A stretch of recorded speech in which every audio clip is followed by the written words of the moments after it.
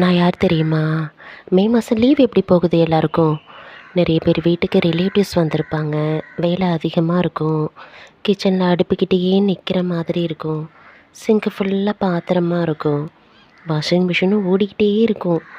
வீடு கலைஞ்சு கிடக்கும். டிவி சத்தம், குழந்தைங்க சத்தம் கேட்டுக்கிட்டே இருக்கும். ஃப்ரிட்ஜில் 2 3 பால், தயிர் பாக்கெட் இருந்துக்கிட்டே இருக்கும். எங்கே வெளியே போகலாம் அப்படின்ட்டு ஒரு பிளான் போட்டுக்கிட்டே இருப்போம். டிவி ரிமோட்டுக்கு, சேருக்கு, என்ன கேம் விளையாடலான்னு எல்லாத்துக்கும் ஆர்கியூமெண்ட் போய்க்கிட்டே இருக்கும் பசங்கக்கிட்ட. கடைசியாக நம்ம பிளான் பண்ணாத ஒரு இடத்துக்கு போயிட்டு அங்கேயும் என்ஜாய் பண்ணிவிட்டு ஜாலியாக தான் வருவோம்.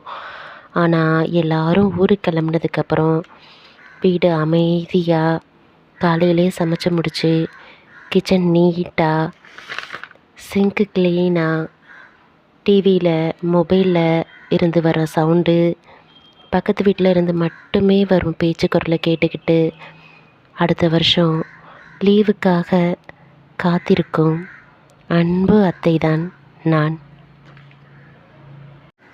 Keerthana, I miss you so much Keerthana.